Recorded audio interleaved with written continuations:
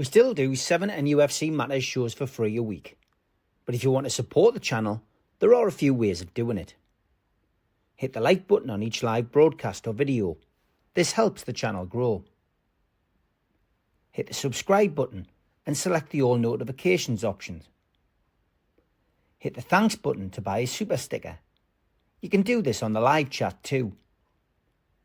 You can also join our Patreon page or buy us a coffee at the link in all of our video descriptions below.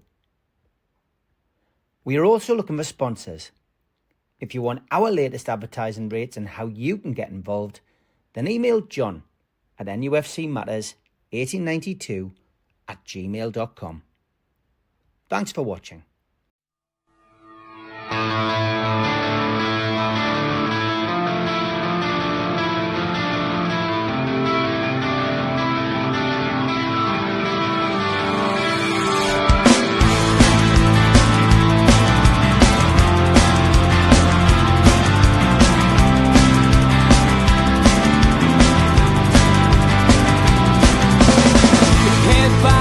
Critics attack. It feels like I've been talking to myself again.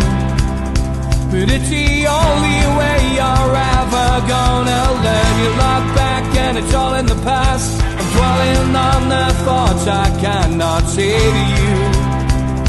If I don't say the words, then maybe it's not true. And it feels alright when they come and say to you, you're the only thing that makes us all believe. Welcome along to NUFC Matters. It is another episode of Those Were the Days where George takes us back in time, and we've been doing a little series on cup runs, and we're now at season 1998-1999. Another cup final for us, George. Second in a row, which is incredible, really. When you reflect on how football can change, these two seasons, I reflect on what if they'd been wins instead of losses. 2 wins in a row. You know, they would have been looking to build a bloody statue to Road Hullet. But it never happened. Anyway, let's get on with the actual run. It was a run which another run which, mostly due to the lads, they're actually seen every game home and away. We did the whole bit. So I've got 1 or 2 anecdotes which are from directly from us, but it was an interesting run because not all the time did we play at our best. Indeed, the first game against Palace is a typical example. So let's get at it and look at the first one, which was Crystal Palace. And that's a ticket. That's great. Yeah.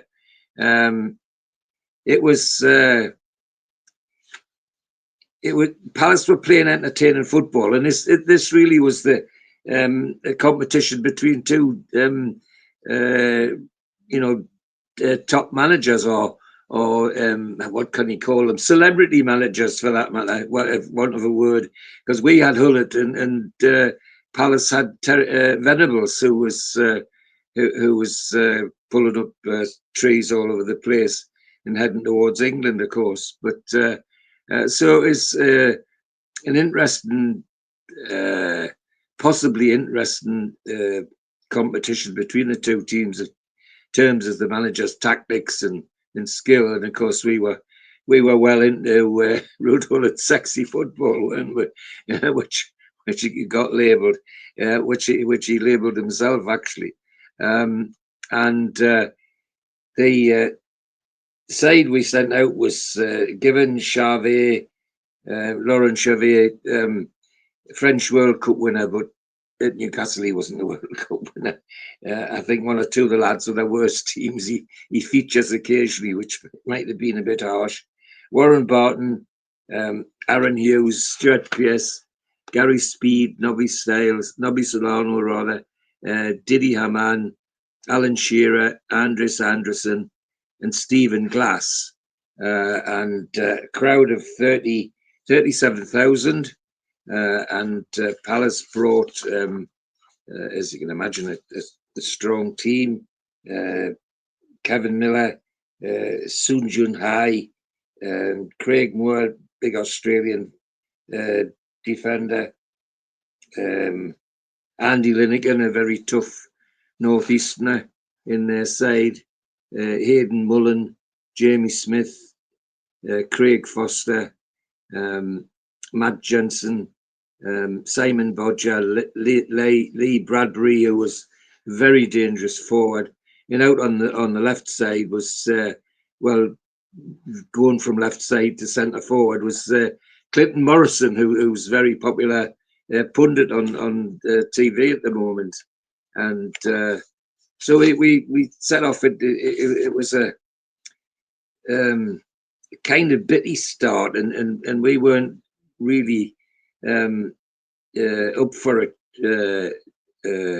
in the sense that Palace seemed to be taking the game away from us, and we were struggling to keep up with them, and disaster against disasters, of course, is that within 15 minutes,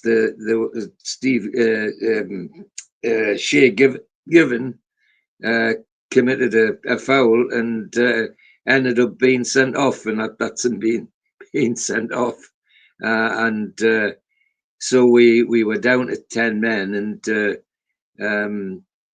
Steve Harper had to come on and go and goal, and if that wasn't bad enough, 3 minutes later, 18 minutes, Lee Bradbury, who was always a dangerous player against us, made it 1-0 to Palace, and so it looked like our cup run was going to be a very short one. Here we are 1-0 down in the first half, and 10 men and all of an hour to go yet in the game.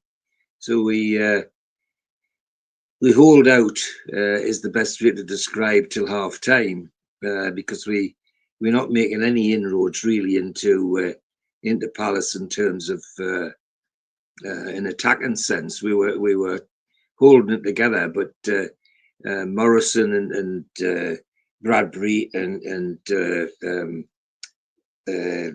others, Craig Moore and Linegan at corners, for example, the big lads were causing us all sorts of problems. And there were a couple of times that Steve Harper had to rescue us, really, particularly from corners. Come the second half, and we looked much brighter in the second half for some reason. I don't know what it was, but we wanted to change the formation slightly and released Shearer virtually as a one-man attack, and he was still causing Palace lots of problems. And having had a bright start, and 48 minutes we got a free kick just outside the penalty area, and who should step up to take it but none other than the late great Gary Speed. And on 48 minutes, suddenly we found ourselves 1-1, which was totally unexpected against the run of play. But it gave Palace the jitters. So every time Shearer got the ball, even though they had the extra man, they were struggling to control him. And slowly but surely, others in the attack start to have an influence. Anderson wasn't my favourite player, but in this game, his height was causing Palace a little bit of trouble, and Didi Haman and Nobby Solano were starting to cause Palace trouble. So we were having an influence on the game, and there was hope, certainly flooding around the Gallagher corner, that maybe the 10 men would do something. And sure enough, on 69 minutes, who other than Alan Shearer fastened onto a loose ball, and one turn, one volley, and bang, it was 2-1 to Newcastle. And again, it wasn't even against the run of play, because the 10 men were starting to take the game away from Palace, and that 2-1 was great. However, Palace came back. It was a bit backs to the wall, but we held out very, very, very well with some outstanding saves from Harper and really stiff defending from Stuart Pearce and seen we're through to an end to an unlikely 2-1 win, considering the first 20 minutes were a complete and utter disaster for us. That we came back and won 1-2, 1-1 and got into the next round was nothing short of a miracle, but mostly due to the spirit of the team, I've got to say. So we go into the next round and drawn. What's a decent draw is that we got Bradford City, who a team kind of struggling a bit in the league, but then in the cup, it's never to assume that league form is going to be repeated in the cup because you can never be certain. And so we go out at St James's with again 37,000 in the ground with Given, Griffin, Dormy, Nicholas Dabizas, Piers Speed, Nobby Solano, Didi Haman, Alan Shearer, Tamuri Kitsbaya, and Gary Brady, who was a youngster coming into the side,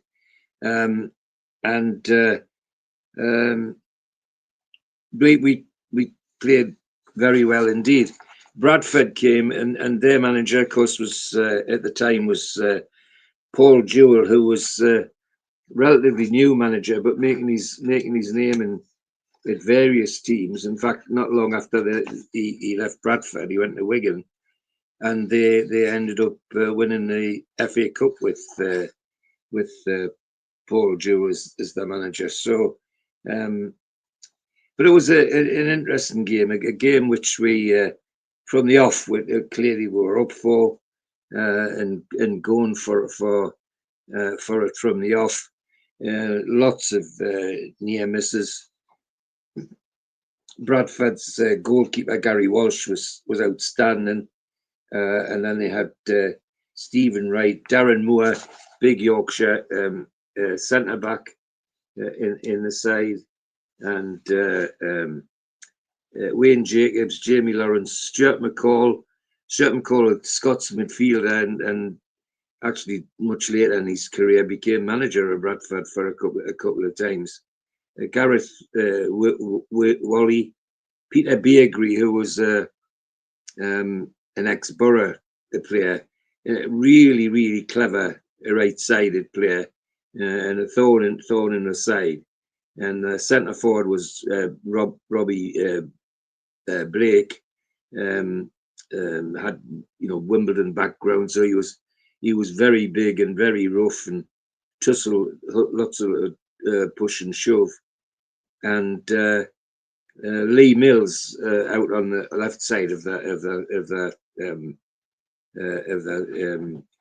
attack was another good player. So they had a tidy side, and of course it's worth remembering that on their bench as well was none other than Andy O'Brien, somebody that we got to know very well.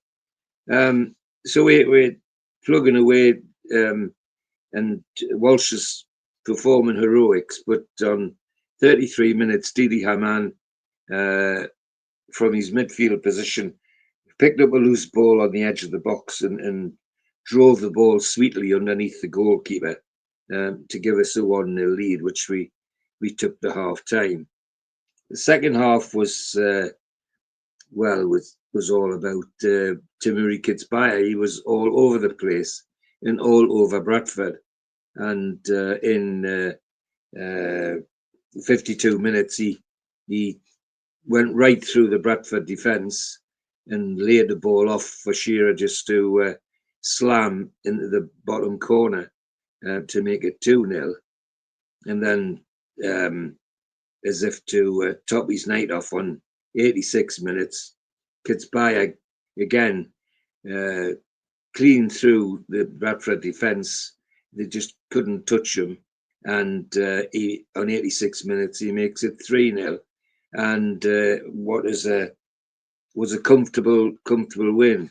It looked like it might be difficult in when we first set off, but Newcastle's pace and the strength of Shearer and the trickery of Kitsbaya was just too much for them. So we got a very decent trip into the next round and see who we draw there. And lo and behold, we get another home draw against Blackburn Rovers. Again, another 37,000 crowd pretty consistent at the moment. And the referee, Dermot Gallagher, who was one of the top referees at the time. And Bullet puts out Shea Given, Warren Barton, Didier Dorme, Laurent Chavet, Steve Howie, Gary Speed, Nobby Solano, Didi Haman, Alan Shearer, Tamuri Kitsbaya, and Stephen Glass. And Blackburn come and their manager is Brian Kidd, ex-Manchester United attacker, and their team is John Phelan in goal, Jeff Kenner, Marion Brooms, Darren Peacock is the name that we know, Chris Sutton, of course, who's made his name Chelsea and Celtic as well, and is now regular on the TV pundit. Gary Croft, very, very good player. David Dunn, a talented midfielder who really always being talked about in the press about being the next star England midfielder, but it never came to fruition. And then on the wing, of course, a name we do know very well, Keith Gillespie. So we have a good mix of former Magpies in the Blackburn side, which always makes things interesting. And I've got to say, from the off, it was clear that Blackburn were going to dig their heels in, and the central platform of that, of course, was Darren Peacock. He was just blocking everything. And of course, another link to the club was on the bench was Damien Duff, who we were to get to know very, very well indeed, but not left in not the best circumstances. So it was a fairly dull from an attacking point of view, in the Newcastle point of view, game, because we just couldn't penetrate the way that Blackburn had set up. And as I say, the pivot of that, from my standpoint, my view of the match was that it all revolved around Gavin Peacock and the way he marshalled the Blackburn defence. And we went in at half time 0-0, thinking that, well, maybe we'll change one or two things around. And Gary Brady came on for Gary Speed. Kitsbaya was already on. And it made a little difference. We wherever we tried, the rock that we perished on was where Peacock organised the Blackburn defence, and so we huffed and we puffed, but we couldn't break the house down and stick the ball in the onion bag, and it was disappointing to say the least. And Dermot Gallagher, the referee again, one of the top referees, but he was hardly called on. It was such a nondescript match in so many ways, because neither side looked like they'd ever score a goal, and it eventually petered out into what was a very drab 0-0 draw, with very little memorable about it, to be perfectly honest, other than the towering headers that Peacock was sending back out of the box when we were attacking. So we get a 0-0 draw, and we've got to go to Blackburn for the replay on the following Wednesday. That's on the 24th of Feb.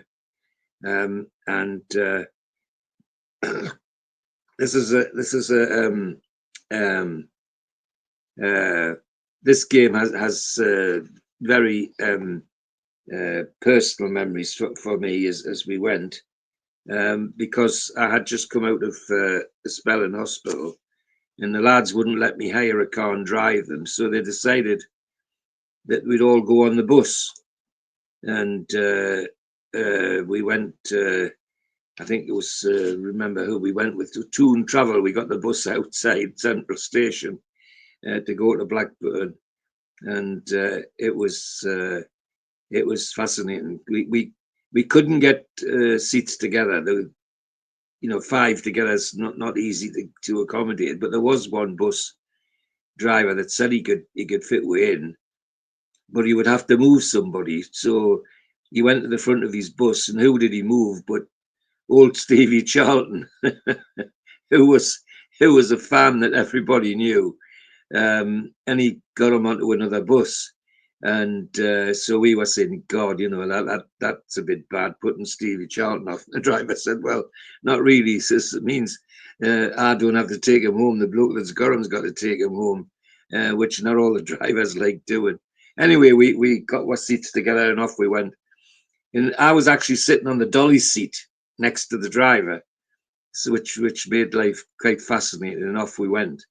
And they arranged and so for this coach and one other that we would stop in Clitheroe, a nice little town on the Lancashire border, just a short drive from Blackburn, for a drink before, because there was no way you were allowed to take drink on the bus in those days, because they'd stop your bus. Well, in fact, what happened was they had drink on the bus, and were putting their empties into a black bag, which got ever filled with bottles and cans as we made our way to Clitheroe. Anyway, we ended up in Clitheroe, and a pub which obviously had been arranged to have us. Newcastle supporters just took the pub over. And not only that, it was noticeable that about 4 or 5 of the lads on the bus hopped over the counter and started pulling pints and helping the people behind the counter. So it was well organised and well arranged.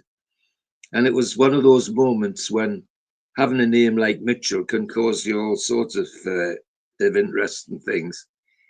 So I was sitting having me coke with the lads down in the pints, and it was fascinating because I hadn't done it for such a long time. When somebody asked Mike, one of Neil's friends, about who and he was saying, and stupid Mike said, "Well, you need to talk to George. He's worn the shirt," which was fatal. And before anybody else could say anything, once he heard my name, this kid stands on the table and shouts, "Hey, Bobby Mitchell's over here!" And before we could breathe, the table was filled with free pints for somebody who doesn't drink. However, the lads see them off. So anyway, we ended up the night getting on the coach again and making the way to Blackburn with a police escort, and the escort was just in front of us. So I'm sitting on the dolly seat, and we stopped at this roundabout just outside Blackburn on a country lane. And the driver opens the door and he hands me this big black bag full of cans and bottles and says, "Hide that over the fence."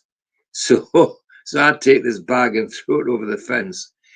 Well, I'm bloody chairman of North Tyneside Magistrates at this time, and here I am causing huge litter and getting rid of the evidence of drink on the bus. But never mind. We got into Blackburn and into the game, and the interesting thing about the visitors' end at Blackburn is if you're in the front, which we were, you're very, very close to the pitch. You can nearly touch the goalkeeper. You're that close, and it was interesting. So we turn out with Shea Given, Lauren Chavet, Barton, Dabby Zass, Steve Howie, Gary Speed, P.S. Haman, Lewis Sahar, Damiri Kitzbaya, and Gary Brady. And Shiro was injured, and which he was upset about because his former team, and so we got into the ground. It was quite nice and quite bright. It was dry, which was good for a February, and it was fascinating. The Blackburn set about having a go at her, and vice versa, and there were lots of chances but none going in. And then someone who I liked as a player, and I was sad when he left us, was Louis Sahar was playing, and he came and he just waltzed his way through the Blackburn defence and made it 1-0 on 37 minutes, and it was absolutely fantastic, and the reaction was tremendous. But the team then perked up and started to give Blackburn a hard time, and Blackburn was struggling to keep out, is the honest answer. So we held on to 1-0 at half time. In the second half, it was all Newcastle. Blackburn were just plugging the holes, plugging the gaps, and trying to prevent a total collapse. And it was interesting was that in being close to the pitch like we were at Blackburn, and of course Shea Given was at Blackburn, you're so close to the goalkeeper, and we were all surprised at how much talking Given did to himself. He was shouting to his mates, but you could see that when play was at the other end and going about, he was talking to himself, I think, as part of keeping his concentration going. It was quite fascinating to see, actually. Anyway, it was a good performance from the team, and we ended up with a nice 1-0 victory that seen we through to the next round. And there's a nice picture there from Blackburn. I think that's their big centre forward. Who was there again? I'm trying to think.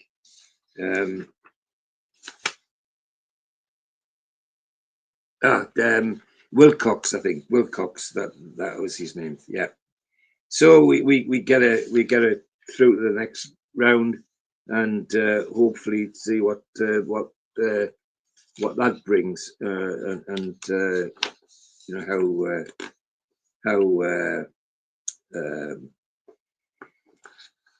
how the draw favours win, and it does, because we get another home draw, which the draw's been pretty kind to it, and it's a tough, not an easy draw. It's a tough draw. Everton, who are playing well and doing well in the league, are the next opponents, and they're doing very well in the league and playing some very decent football. And their manager, of course, was the famous Scotsman Walter Smith, who managed Rangers for many years. So, and he had them playing. He picked them up and had them doing very well. So we go out with a team very slightly changed.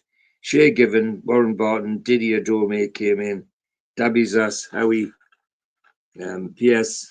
Solano, Haman, Aaron Shearer's back, Kitsbaya, and Silvio Maric was playing as well. But he was substituted very early on by George Georgiadis, the Greek midfielder that we had. And Everton came with Thomas Myrie, John O'Kane, David Unsworth, Dave Watson, David Weir, very, very strong back line, Tony Grant, Don Hutchinson, Nick Barnby, Danny Calamatri, and Francis Jeffers. Francis Jeffers was a young man who was very talented winger and was predicted for all sorts of bright future, but it never happened. He had a couple of good seasons with them and a couple of good seasons in London, but he was. Everton had one or two people like that, because the man who substituted Jeffers later on in the middle of the second half, John Oster, was the same. John Oster was going to be the next George Best for a little while, and eventually went to Arsenal and made a good career there, but never reached the heights that people had anticipated. And of course, some of the names in there, like Don Hutchison or dead enemies. I mean, he would choke Don to say something nice about Newcastle, and even now regularly when he comments on the press or on TV, his comments are never very, very nice. Anyway, we now have 38,000 in the crowd, and people beginning to think that maybe we are going to do something in this cup run, and from the off, we're really going to go. It's clear we're going for it. And thorn in Everton's side was Tamiri Kitsbaya. Constant threat when he was on the ball, and pressing all the time and giving them all sorts of problems to think of, and taking a bit of pressure off Shearer, of course, because he was doing well, but I think Everton's selection of the defenders tells you what they were going to do with Shearer, with Dave Watson, David Weir, and David Unsworth, all in the back three, and all big brutal centre halves. It was clear they're going to try and shut Shearer out, which is a clever thing to do if you can get away with it. Anyway, on 21 minutes, Tamiri Kitsbaya just does his own thing and runs through the Everton defence and slots the ball home, and there he is scoring his goal to give us a 1-0 lead. And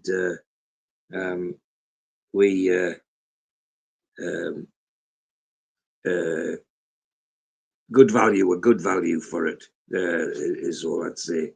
And we hold on to the lead at half time. Second half, Everton are completely bewildered. I mean, Kitsbaya, Sheary, and Georgiadis, the Greek guy, are running Everton ragged, really. And on 61 minutes, Georgiadis scores a peach of a goal. 73, Tamiri Kitsbaya gets his second. And then on 81, Alan Shearer slots in his goal, and it's 4. Everton get a consolation on 57 minutes from David Unsworth for centre half. We marking it a corner is very slack, and Unsworth able to slip in and score a consolation for them. From a Newcastle point of view, they played extremely well. There's no question about that. It was a very enjoyable game, and it was particularly good because at the time, I think Everton were actually in the top 4 of the league at the time. So we were caught the pundits in for a tough game. Well, it didn't turn out to be a tough game. It ended up to be just ended up to be a Newcastle walkover initially, essentially.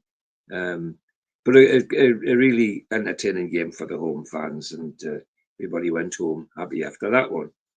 So we progressed to the next round, which is the semi-final, and the semi-final is against Tottenham, who found their way through the other part of the draw, and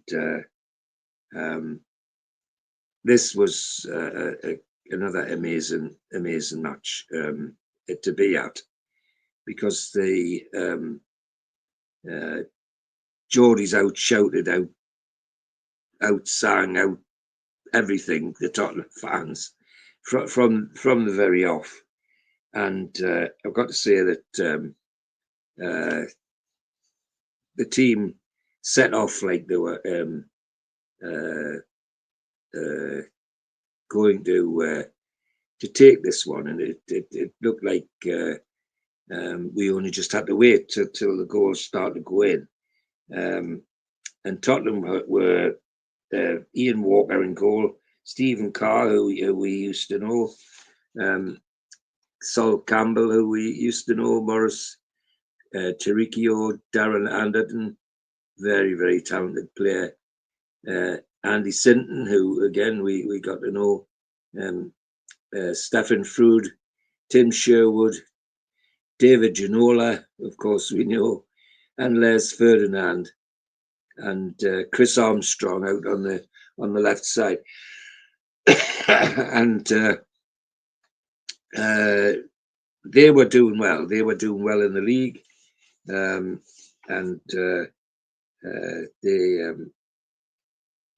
George Graham was their manager, of course, another celebrity manager who managed the very successful Arsenal teams that won the double. We had Shea Given, Andy Griffin, Aaron Hughes, Nicholas Dabisas, Warren Barton, Rob Lee, Didi Hamann, Gary Speed, Nobby Solano, substituted on 75 minutes by Duncan Ferguson, Tamiri Kitzbaya, and Alan Shearer. And first 20 minutes, how we didn't score was incredible. I mean, we had enough chances. I think we had both posts and the bar, but couldn't get the ball past Ian Walker, the Tottenham goal. They had very few shots at our goal, but they were defending very, very stoutly. There was no question about that. And Sol Campbell and Carr and Tiricchio and were really, really defending for their lives, as it were. So gradually we got 0-0 at half time. Second half was very, very similar, lots of missed chances, but it was clear that we were headed for a 0-0, and that's how it went. We got the final in extra time at Old Trafford. 53,500 in the ground, and we got to the end of the game 0-0. Yet it had been a really entertaining game. So we set off an extra time, and Shearer had been giving Spurs all sorts of problems the whole match. And then on 109 minutes, lo and behold, the ball dropped at Shearer from a knockabout sort of corner where it hit so many people. It was like a pinball, but eventually landed at the feet of Alan Shearer. And without hesitating, one volley, bang, and we were 1-0 in the lead. And I've got to say that I've never felt the structure shake as much as that stand at Old Trafford, where the Newcastle fans were. It must have been swaying because it was incredible to feel it rocking when we were inside, and yeah, it was just unbelievable that it would move like that. And so we thought, well, you know, they'll go backs to the wall, but no, they didn't. Newcastle press Spurs, and then on 118 minutes, Sol Campbell, no less, brought down Shearer in the box, I think after a corner, and got a penalty and up-stepped Shearer, and on 118 minutes made it 2-0. And there was no way Spurs were going to come back from that. So we ended up with a nice 2-0 win, and a happy journey home is what I'll say as the driver of the vehicle. The four people at the back were quite merry by the time we got back to Tyneside. And it was a fantastic semi-final and a great occasion, no question.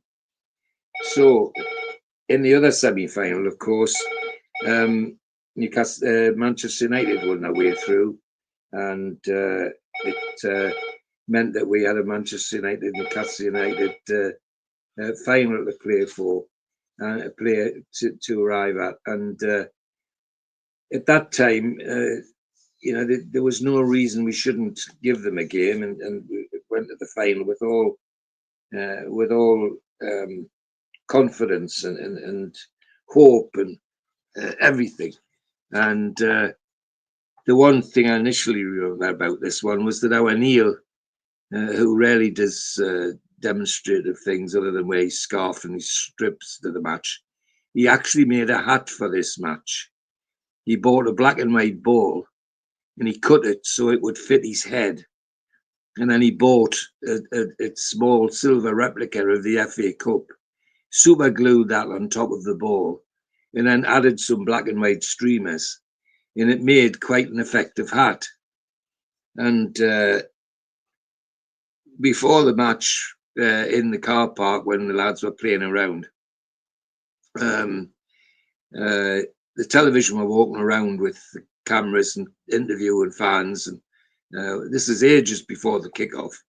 And this lady was with this cameraman producer, and I seen her look at our Neil directly, and I seen her mouth to the cameraman, hat. So there was Neil on Saturday morning television with this incredible hat he'd made, talking to TV about the future of the match. Actually, this trip was interesting for lots of reasons. There we were in the car park so early in the morning. And the reason we're early is that we got a hotel just north of Wembley, and we picked it because we thought, well, nobody else will think of this place. And we turned into the car park, and in the front of the hotel was covered with a flag, Wallsend Boys Club Magpies. I mean, it wasn't just a little flag. It covered the whole front of this hotel. Anyway, we got up nice and early, and of course, we're in the car park. The lads were in the car park having a kickabout, you know, before 10 o'clock. That's how early we were. It was ridiculous, but never mind. It all added to the lively day that we had. So anyway, we get into the game, and Hullet picks Harper, Griffin, Didier Domé, Charvet, Gary Speed, Rob Lee, Didi Haman, Alan Shearer, Tamiri Kitzbauer, and Nabi Solano, with Shea Given and Warren Barton on the bench, and Manchester United, of course, with Alex Ferguson still our manager in those days, Peter Schmeichel, Gary Neville, Ronnie Johnson, Phil Neville, David Beckham, Paul Scholes, Roy Keane, Ryan Gibbs, Andy Cole, and Ole Gunnar Solskjaer, with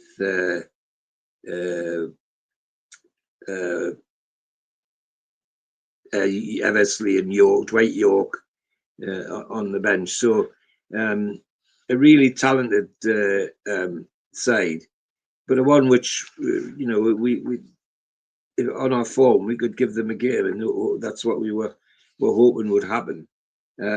Unfortunately, it was evident from the first 15 minutes or so that we were struggling. They were going to give us all sorts of problems, and there was no surprise on 13 minutes when the through ball from Scholes found Sheringham, who slid the ball under Harper to give them a 1-0 lead, which they held until half time. Our hopes were, of course, that they would come out and have a go in the second half, but it was a repeat of the first. We just didn't seem to be able to get going, and try as we might, the various things that were happening. Manchester were on top of us. This is the only honest thing to say. And on 53 minutes, Paul Scholes made it 2-0, and some of the action photos and there was a picture there of Prince Charles shaking hands. That's Scholes there. It was disappointing from our point of view, because we felt as though they really didn't turn up that day, and it was the second year running it was like that. That's the other disappointing thing that we had to live with, and it leaves a sour taste a little bit. But on the other hand, as I said to Steve earlier, that just imagine if the previous year and this year had both been wins, what a difference that would have made to Newcastle United. One can't help but wonder if that might have made a difference to the way Ashley run the club, or I don't know. I'm not sure. I don't. I'm not sure what would have made him do anything, but it would have been an incredible series when you consider how the teams in the 50s were fated in what they were doing. And there's Prince Charles with having presented the cup, and I noticed just 3 spaces along from Prince Charles is Jack Straw, the Home Secretary, somebody who I know very well indeed from my days working with the Home Office when he was Home Secretary, and great football fan, Blackburn Rovers fan. He's not ashamed to tell people that, but nice guy. Not always agree with his political stance, but a nice guy, and interested to see him at the match, because he would enjoy it. He loved his football. There's some of the lads trying to recover afterwards. What must have been sad for them as well, particularly for people like Shearer, who probably thought that the chances of another one was slipping away. But for the fans, it was a bit of a downer, because it just didn't seem as though they turned up. And there's the ubiquitous open top bus parade again, and again, look at the crowds.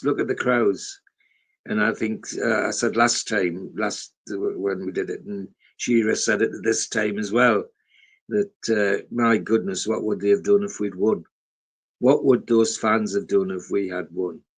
And I know that's an impression that lasts with people, and later on, of course, Malcolm MacDonald had experienced it in '74, saying we lost, and goodness knows what they would have done had they won. And we showed what we could do when we win at the Carabaocup final celebration. That one would have been equally as good, I think, had we won. But a tremendous run and a tremendous atmosphere for me to be there in every game, enjoying it with the lads. So, just the result wasn't ours. Great stuff, George. As always, thanks very much for your time, and we'll be taking our Those Were the Days viewers down a different path on the next episode. We'll keep it under wraps for now, but looking forward to seeing you on the next one, George.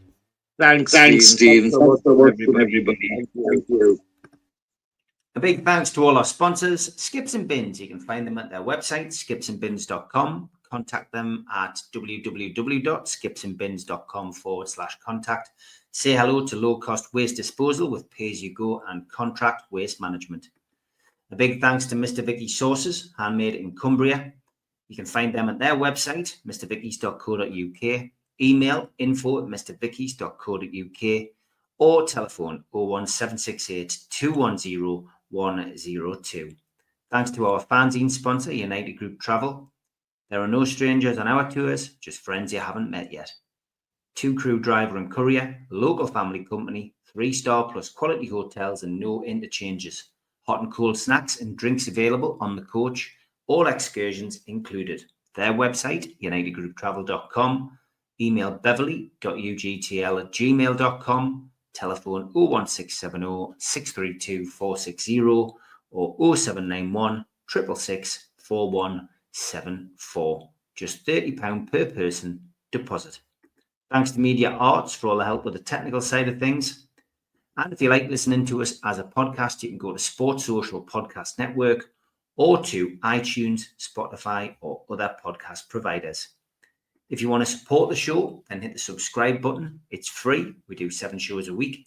Hit the little thumb up under the video, which is the like button, or click share to share to your social media. You can also join the channel on YouTube by hitting the join button for as little as $1.99 a month. If you want to become an NUFC Matters member, you can go to nufcmatterspodcast.co.uk. It's a £25 one-off fee. You get your pen, you get your badge, a key ring, you get your beer mat and your fridge magnet and your membership card, nufcmatterspodcast.co.uk for that. And we have an event early next year, 13th of February 2026, an evening with Beardsley, Waddle and Gascoigne takes place at the Tyne Theatre and Opera House. To buy your tickets for that event, go to the box office 0191 243 1171 or Tyne Theatre and Opera House.uk.